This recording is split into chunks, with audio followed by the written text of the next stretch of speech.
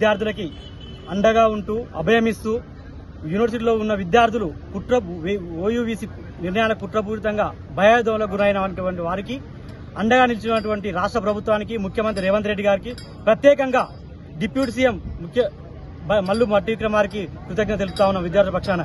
ఎందుకంటే నీటి కొరత లేకున్నా కరెంటు కొరత లేకున్నా కూడా బీఆర్ఎస్ ఏజెంట్ గా మారిన ఓయూవీసీ రవీందర్ యాదవ్ విద్యార్థులు భయాందోళన నెలకొల్పి ఇక్కడి నుంచి వేకేట్ చేయాలని చెప్పిన సందర్భంలో తక్షణమే స్పందించి ఎంతో బిజీ షెడ్యూల్లో ఉన్నా గానీ గౌరవ ఉప ముఖ్యమంత్రి గారు నిరుపేద విద్యార్థి కష్టాలు తెలిసిన వ్యక్తిగా హాస్టల్లో చదువుకున్న వ్యక్తిగా ఒక విద్యావంతుడిగా తక్షణమే స్పందించి అందరికీ అండగా నిలిచినందుకు ప్రత్యేక ధన్యవాదాలు తెలుపుతూనే ఈ విషయాన్ని రాజకీయం చేస్తున్నటువంటి మాజీ ముఖ్యమంత్రి నియంత కేసీఆర్ నీకు ఒక విషయం గుర్తు చేయదలుచుకున్నాము. ఇక్కడ ఏ సమస్య లేకున్నా కూడా 10 ఏళ్ల కాలంలో ఏనాడు కూడా ఉస్మానియా విద్యార్థుల కోసం గానీ విద్యార్థి సమస్యల పట్ల గానీ తెలంగాణ వ్యాప్తంగా ఉన్న యూనివర్సిటీల గురించి గానీ ఒకరోజు నీ మంత్రివర్గంతో గానీ సంబంధిత అధికారులతో గానీ నువ్వు ఏనాడు రివ్యూ మీటింగ్ గానీ ఎలాంటి చర్చలు జరపలేనటువంటి వ్యక్తివి ఈ రోజు నువ్వు మొసలి కన్నీరు కారిస్తే రాజకీయ లబ్ధి కోసం నమ్మే స్థితిలో విద్యార్థులు గానీ నిరుద్యోగులు గానీ తెలంగాణ సమాజం కూడా నమ్మే స్థితిలో లేరు.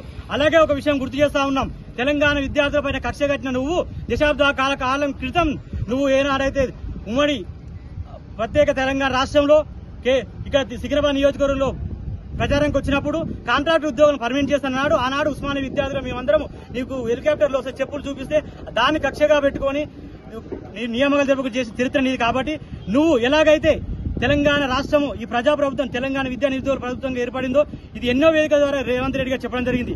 దానికి అనుగుణంగానే మళ్లీ రాబో పార్లమెంట్ ఎలక్షన్ లో తెలంగాణ వ్యాప్తంగా ఉన్న పార్లమెంట్ ఎన్నికల్లో మెజార్టీ స్థానాలు కాంగ్రెస్ పార్టీ గెలుపు కోసం మేమందరం తెలంగాణ వ్యాప్తంగా ఉన్న తెలంగాణ విద్యా నిరుద్యోగులము ప్రజలందరం చైతన్యం చేసి కాంగ్రెస్ ప్రభుత్వాన్ని గెలిపించుకోవాలని మేము చెప్తున్నాము. అలాగే నువ్వు దమ్ము ధైర్యం ఉంటే ఉస్మానియా యూనివర్సిటీకి వచ్చి చర్చిద్దాము. ఈ 10 ఏళ్ల కాలంలో ఇలా ఎన్ని నియామకాలు చేసావు, ఎన్ని నిధులు కేటాయించావు యూనివర్సిటీలో కానీ విద్యా వ్యవస్థకు కానీ రండి, మీ కుటుంబం కానీ మీరు కానీ ఎప్పుడైనా రావచ్చు అని సవాలు ఇస్తాము.